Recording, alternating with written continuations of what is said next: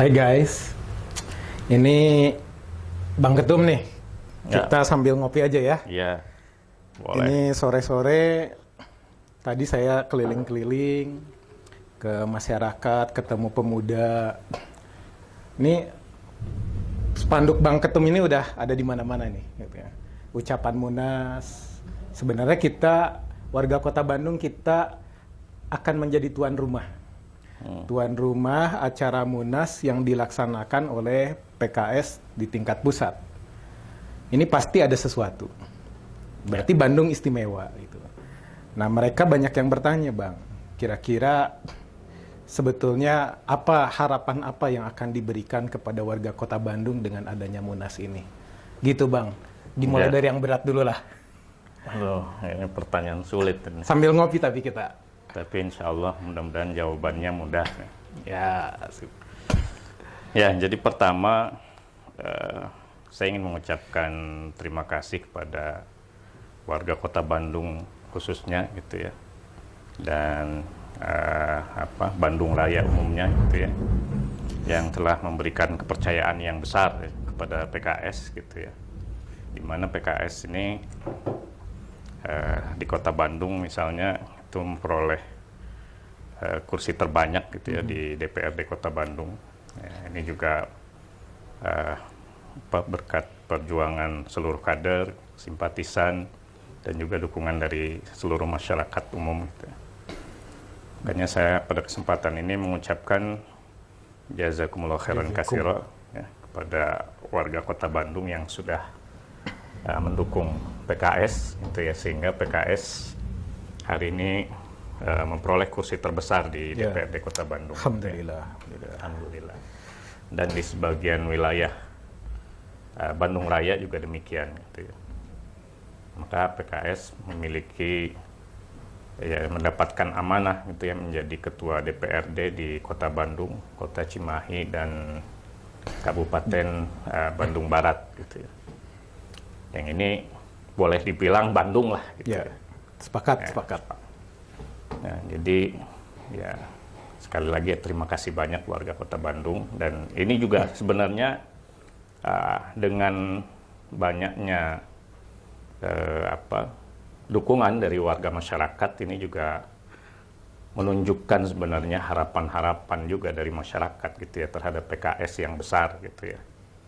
Artinya ya kami sebagai struktur DPD di Kota Bandung gitu ya, ketitipan amanah ini sebenarnya gitu ya, amanah yang besar dari masyarakat, dan tentu saja ya dengan amanah yang besar ini juga ya effort yang harus kita lakukan juga semakin besar gitu ya, tanggung jawab yang kita pikul semakin banyak gitu ya. Dan ya tentu saja ini menjadi pendorong bagi kita gitu ya untuk melakukan hal-hal yang lebih baik lagi ke depannya ya, bagi PKS gitu ya. Nah, yang kedua terkait Munas gitu ya. Ya diselenggarakan di Kota Bandung mungkin juga tidak lepas dari penilaian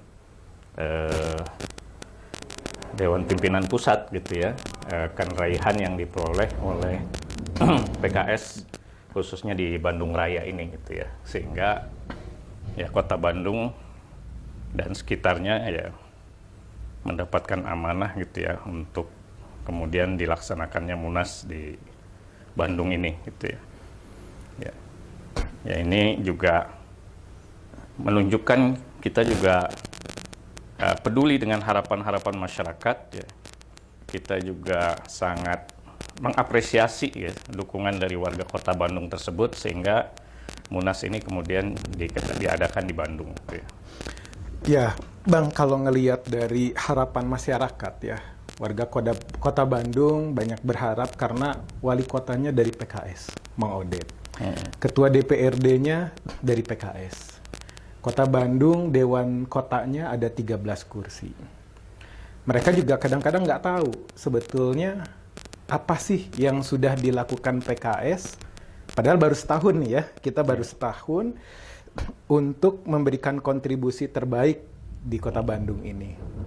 Ya kalau saya dan sebetulnya Bang Ketum juga ada sebagai anggota dewan gitu ya, tapi hanya mungkin berbagi fungsi, gitu, berbagi peran.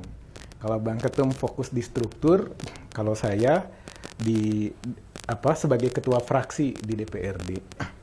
Kemarin Bang kita sama-sama berjuang ya di anggaran, karena salah satu tugas dari DPRD itu budgeting. Kita mencoba bagaimana anggaran yang besar itu, pernah 7 triliun ya, 6 triliun gitu. Tapi kita juga mengawal agar anggaran itu memang dirasakan kemanfaatannya oleh masyarakat. Ya. Paling tidak ada beberapa hal ya, 3 hal yang saya catat. Yang pertama soal UHC. Ternyata saya baru tahu bahwa Kota Bandung punya jaminan kesehatan kelas 3 yang dibayarkan oleh Pemkot Bandung, tapi sebetulnya tidak otomatis terus-menerus gitu ya. Kalau ini warga Bandung ini sekarang kalau ada darurat gratis asal punya KTP KK. Tapi kalau tahun depan tidak dianggarkan, nggak bisa lagi gitu ya. Nah kita alhamdulillah sudah menganggarkan sampai 280 miliar. Angka yang besar ya. Saya sendiri belum pernah melihat 1 miliar seperti gimana gitu ya. Kemudian terkait dengan RMP ya. Jadi warga miskin Kota Bandung mau sekolah, kalau SD gratis ya, SMP negeri gratis, tapi yang swasta gitu ya, bahkan SMA, kalau dia tidak mampu dan dia ngambil jalur RMP, maka insya Allah akan kita bantu ya. Paling tidak itu 2 anggaran. Kemudian PIPPK nih, kabar gembira ya, mudah-mudahan. Jadi kemarin kita sempat ribut-ribut, ada Linmas, Gober tidak teranggarkan. Alhamdulillah kita tempur dan tidak sendirian PKS gitu ya, berkoalisi juga dengan partai yang lain, karena sesungguhnya warga Kota Bandung membangun Kota Bandung tidak bisa sendirian gitu ya. Akhirnya kita sepakat bahwa 100 juta untuk RW itu tidak diganggu dengan honor-honor itu gitu ya. Nah mungkin itu kalau dari DPRD lah gitu ya itu. Nah kalau dari struktur gimana Bang? Kan kadang kita juga punya kader di tingkat kecamatan, di tingkat kelurahan, bahkan di tingkat RW, dan masyarakat sering mendengar bahwa kita banyak mengadvokasi mereka gitu ya. Kebijakannya sudah, tapi di lapangan perlu dikawal. Ini gimana Bang nih? Ya, memang ya di antara jati diri PKS, salah satunya dia adalah gerakan sosial. Dan itu memang ya insya Allah kita sudah buktikan gitu ya di masyarakat ya, betapa PKS dan kader-kadernya ini begitu peduli ya dengan kondisi masyarakat, termasuk tadi yang disebutkan. Jadi kalau kita di Dewan memang memperjuangkan hal-hal yang boleh dibilang kalau di pemerintahan itu ada yang namanya urusan wajib layanan dasar gitu ya, dan urusan wajib layanan non dasar gitu ya, yang pilihan gitu ya, kemudian ada urusan yang lain-lain gitu ya. Jadi kalau di Dewan kader-kader kita yang duduk di legislatif memperjuangkan urusan wajib layanan dasar tadi gitu ya, ya karena memang kenapa kita harus memprioritaskan perjuangan-perjuangan kita gitu ya, termasuk di legislatif gitu ya. Ya karena memang bagaimanapun kondisi Kota Bandung hari ini, bahkan sebelum pandemi itu sebenarnya bukan berarti berlebihan gitu ya. Anggaran itu ada memang, tapi ya urusannya kan banyak gitu ya. Ya, saya sering menggambarkan kepada masyarakat ya, yang namanya anggaran kota itu mirip aja dengan anggaran rumah tangga gitu. Jadi kalau suaminya bekerja, istrinya ngurus rumah tangga di rumah, suaminya punya penghasilan taruhlah 3 juta misalnya. Istrinya mengajukan kebutuhan rumah tangga berapa. Gitu. Ternyata 5 juta yang diajukan. Dengan pendapatan yang 3 juta atau anggaran yang cuma 3 juta, ya otomatis pengeluaran juga harus disesuaikan dengan anggaran yang tersedia gitu. Nah itulah yang kemudian kita perjuangkan di parlemen gitu ya, di legislatif gitu ya, anggaran-anggaran yang memang ya karena keterbatasan fiskal istilahnya itu, ya mau tidak mau kita melakukan penyesuaian-penyesuaian. Ya mirip-mirip dengan di rumah tangga, cuman urusan pemerintah itu lebih banyak lagi gitu. Jadi kalau kita melihat uang misalnya, pemerintah tahun lalu, ya tahun ini menganggarkan 7 triliun gitu ya, uang besar. Tapi dibanding urusan pemerintah lebih banyak lagi, dibanding urusan rumah tangga jauh gitu ya. Ya, ya, walaupun kesannya 7 triliun gede, tapi setelah didistribusikan kepada kebutuhan-kebutuhannya ternyata juga masih kurang. Gitu ya. Apalagi dengan pandemi yang kemudian turun. Nah, di tataran struktural, program-program yang sudah kita perjuangkan di legislatif itu juga kita advokasi ke masyarakat. Advokasi itu pertama berupa sosialisasi ke masyarakat. Karena ternyata hasil survei kita di struktur PKS itu, program yang bagus ini nggak otomatis kemudian diketahui oleh masyarakat. Betul, pakat. Kayak UHC saja. Ya. Betapa kita kebetulan kita sama ya di Badan Anggaran gitu. Ya. Luar Kita biasa merasakannya sempurna. perjuangan yang luar biasa gitu ya, dari anggaran yang targetnya di 2021 itu 54 miliar gitu ya, kita bisa 280 naikkan ya. ke 280 miliar itu kan, waduh luar biasa, mudah-mudahan berkah lah bagi warga Kota Bandung. Tapi ternyata banyak masyarakat yang tidak tahu bahwa itu program pokok, program penting, program yang kaitannya tadi dengan urusan wajib layanan dasar bagi Kota Bandung. Ya, yang tidak banyak diketahui oleh masyarakat ternyata. Maka kemudian kami di struktur juga mengambil peran ya dalam mensosialisasikan pertama gitu ya. Kedua, mengadvokasi gitu ya. Jadi kita advokasi juga pengurusannya kadang-kadang, karena masyarakat banyak juga yang tidak paham ya, tidak mengerti cara mengurusnya. Ya, kami di struktural DPD PKS Kota Bandung itu ada namanya tim advokasi gitu ya. Nah, tim advokasi inilah yang membantu tadi urusan warga masyarakat terkait dengan hal-hal yang mendasar yang dibutuhkan oleh masyarakat yang sudah juga kita perjuangkan di legislatif gitu ya. Jadi Mang Odet sudah memperjuangkan anggaran itu ada, kita DPRD juga berjuang agar mendorong, tapi ternyata di lapangan belum tentu terimplementasikan secara baik ya, secara optimal. Nah, jadi warga Bandung, Bang Iyung sebagai ketum DPD, komandannya itu kader PKS, memberikan arahan gitu bahwa semua kader harus bisa menginformasikan ini dan membantu agar program-program yang luar biasa bagus ini manfaat bagi masyarakat itu bisa teroptimalkan gitu ya, membantu masyarakat. Nah, cuman PR besar kita nih, Bang. Jumlah pemuda ini kan milenial lah gitu. Ini kan makin banyak nih warga Kota Bandung nih. Saya sendiri alhamdulillah masih muda ya. Agak ya kalau ketum sedikit lebih senior dari saya lah gitu ya. Kita selisih ya 8-10 tahun mungkin ya di masa yang akan datang. Kalau mereka banyak yang cenderung apatis ya. Ngapain sih terjun politik gitu ya? Toh sama saja gitu. Padahal luar biasa yang bisa kita perjuangkan itu gitu ya. Kemudian juga mereka kadangkala hanya masuk dalam kelompok atau komunitas yang kecil-kecil. Kira-kira apa nih yang bisa kita tawarkan gitu ya untuk pemuda ini gitu ya, agar bisa bersinergi bareng-bareng bahwa Kota Bandung ini selayaknya justru pemuda lah gitu yang memiliki dan mencurahkan ide-ide dan gagasan sampai itu bisa terimplementasikan. Ini gimana nih Bang nih? Ya, jadi ini memang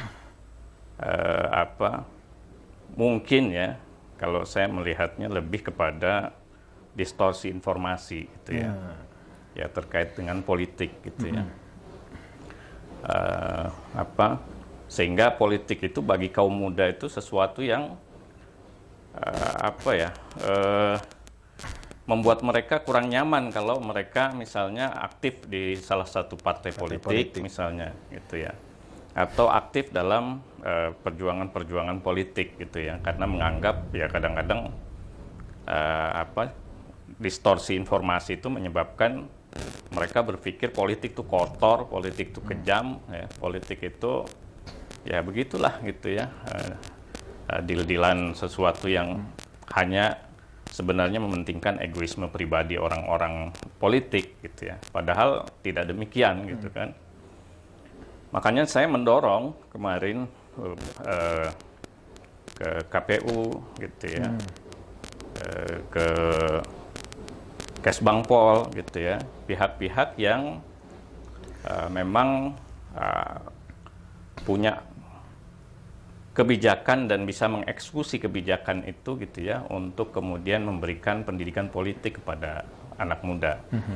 Karena ya saya merasakan kalau kita partai politik, kita terus terang PKS selalu melakukan pendidikan politik gitu ya untuk berbagai kalangan, termasuk kalangan muda. Bahkan kemarin di momen Oktober kita melakukan rekrutmen pemimpin muda. Ini bukan rekrutmen gaya-gayaan, tapi memang saya melihat substansi politik di kalangan kaum muda itu belum menjadi arus yang membuat kaum muda itu mau aktif di politik, sehingga kemudian ya kita ingin memberikan pencerahan gitu ya, bahwa politik itu bukanlah sesuatu yang harus dihindari, tapi sesuatu yang harus digeluti untuk kemudian kita memberikan kontribusi terbaik kita di politik ini gitu ya.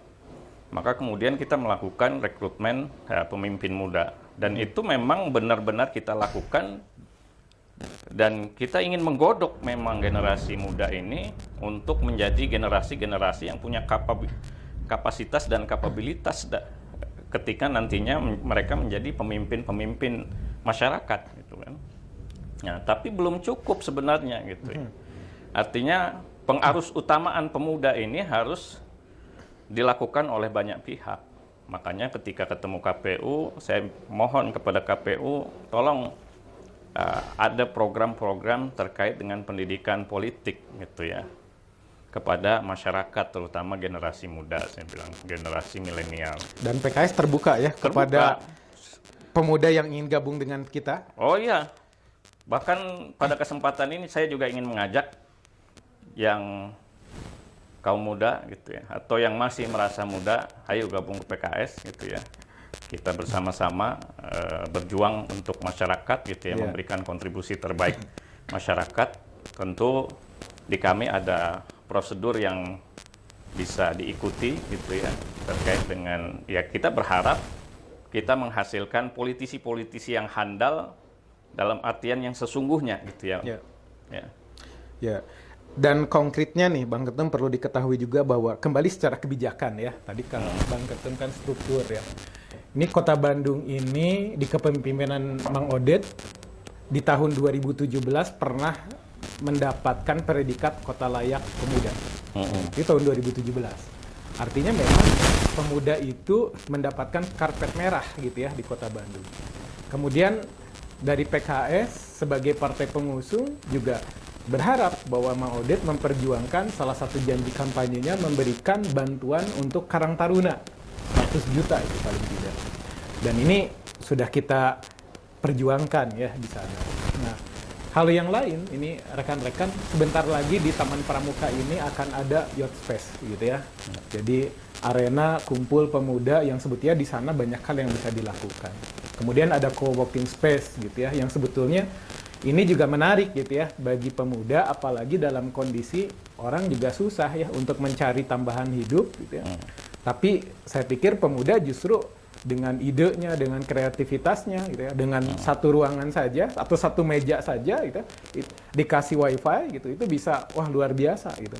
Saya pikir potensi-potensi yang terpendam ini, yang sayang ya kalau mereka sendirian nggak peduli dengan apa yang terjadi di Kota Bandung, padahal mereka sendiri bisa masuk dan terlibat di dalam penentu kebijakan itu sendiri ya.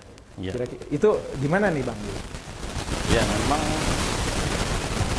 ya sebagai partai pengusung Mang Oded gitu ya, sejak kampanye pun kita sebenarnya sudah sangat mendorong gitu ya untuk ya di Kota Bandung ini ada semacam pengarus utamaan pemuda gitu ya. Artinya peran pemuda di berbagai sektor kehidupan masyarakat itu kita dorong, kita kedepankan gitu ya.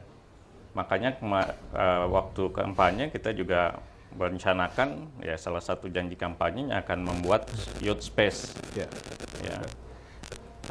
Dan itu target kita sebenarnya per kelurahan satu Satu, youth space gitu ya. Padahal di Kota Bandung ini ada 151 kelurahan ya.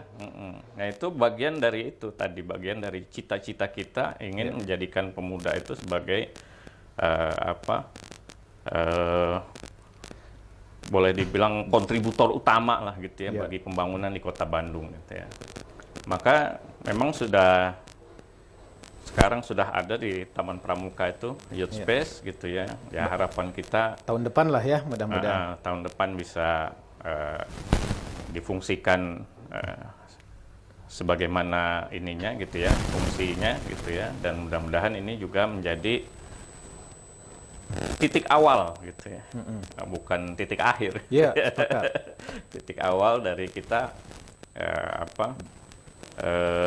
menyediakan media-media kreativitas bagi kaum muda gitu ya. Kota Bandung ini. Bentar Bang, balik lagi ke Munas nih. Ini tema Munas PKS sekarang ini apa sih sebetulnya? Ya, saya nggak jelas juga baca. Karena yang sebetulnya warga Bandung yang mendapatkan informasi lengkap bab beginian ini struktur ketum DPD gitu ya. Ini justru kalau saya sih terima tugas aja gitu ya. Kang Iman pasang spanduk, pasang gitu ya. Gitu aja. Ini temanya katanya ada apa bersama gitu ya, melayani rakyat kalau tidak salah gitu tuh. Sebetulnya gimana nih pesannya Bang? Ya, memang ada tema baru PKS gitu ya. Kalau dulu kan berkhidmat untuk rakyat gitu ya. PKS-nya sekarang bersama melayani rakyat. Jadi gitu aktif ya, ngajak apa gimana nih? Jadi kita ini kan majemuk Indonesia ini gitu ya. Nah dengan kata-kata bersama itu, ya pertama menunjukkan tidak ada kasta di antara kita. Jadi kita sama gitu ya, sama-sama punya hak, sama-sama punya kewajiban gitu ya. Nah termasuk dalam hal melayani rakyat. Gitu ya. Tidak ada kasta di antara kita. Ya, bahwa misalnya seseorang karena kedudukannya dia harus lebih banyak melayani atau apa, itu tidak ada. Jadi pelayanan itu bagian dari ibadah kita gitu ya, sehingga tidak ada kasta di situ gitu ya. Yang paling baik, paling banyak kontribusinya itulah yang insya Allah paling berpeluang banyak gitu ya mendapat pahala di sisi Allah Subhanahu wa Ta'ala gitu ya. Jadi saya sangat suka memang ketika disebutkan bersama melayani rakyat itu hati saya tuh gembira gitu ya mendengar bahasa itu ya. Pertama tadi itu tidak ada kasta gitu ya dalam kata bersama itu. Kemudian bersama itu menunjukkan persatuan gitu ya. Jadi PKS itu mendorong masyarakat ini bersatu gitu ya. Bersatu dalam rangka ya tadi melayani rakyat, bersama-sama bersatu gitu ya, melayani rakyat. Jangan sampai kita sibuk dengan ribut hal-hal yang tidak substantif dalam berbangsa bernegara ini. Kemudian kita melupakan hal yang utama gitu ya, yang justru lebih utama kita lakukan, yaitu apa? Melayani masyarakat gitu ya. Ya kita ada di dunia politik ini kan buat melayani masyarakat. Para pemimpin ini kan khadimul ummah ya, pelayan masyarakat gitu ya. Nah, harapan saya dari kata bersama melayani rakyat itu kita bersatu juga gitu ya. Ya, ini sudah mau asar nih ya.